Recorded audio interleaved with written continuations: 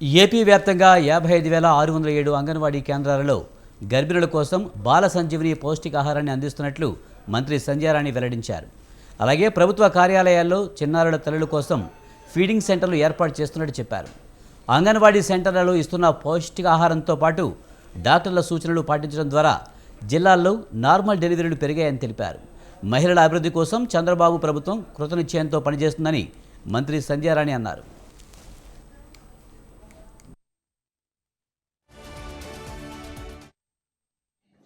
ఈ నెలలో ఈ 7 రోజులు చేసుకున్నటువంటివి 1వ తేదీ నుండి 7వ తేదీ వరకు చేసేది ప్రపంచ తల్లిపాల వారోత్సవాలు, వరల్డ్ బ్రెస్ట్ ఫీడింగ్ వీక్.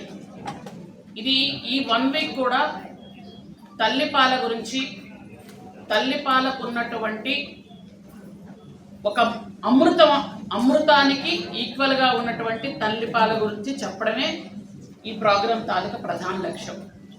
ఎందుకంటే బిడ్డకు తల్లిపాల కంటే మించిన అమృతం లేదు.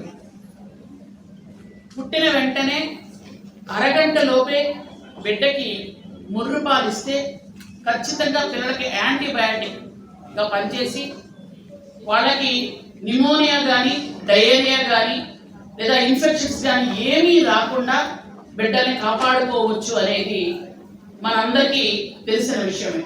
కానీ చాలామంది అవి పాటించకుండా డాక్టర్ గారు చెప్పిన కొంతమంది ఇబ్బంది పడుతుంటారు. ఇందాక మేడం గారు చెప్పేటప్పుడు నాకు చాలా ముచ్చట, పిల్లలే ఎక్కువ మంది చేతులు ఎత్తారు తల్లిపాలు బెస్ట్ అని. ఇటువైపు నుండి కొంతమంది ఇంకా ఏంటా అని ఆలోచిస్తున్నారు, కానీ వెంటనే వాళ్ళు టక్కని చేతులు ఎత్తారు. నిజంగా మీ అందరికీ కూడా కంగ్రాచులేషన్స్, మీ అందరికీ గాడ్ బ్లెస్ యూ. ఎందుకంటే ఇప్పటి నుంచి అవగాహన పెంచుకోవడం అనేది కరెక్ట్. ప్రపంచంలోనే ఈ నెలలో ఈ 7 రోజులు చేసుకున్నటువంటివి 1వ తేదీ నుండి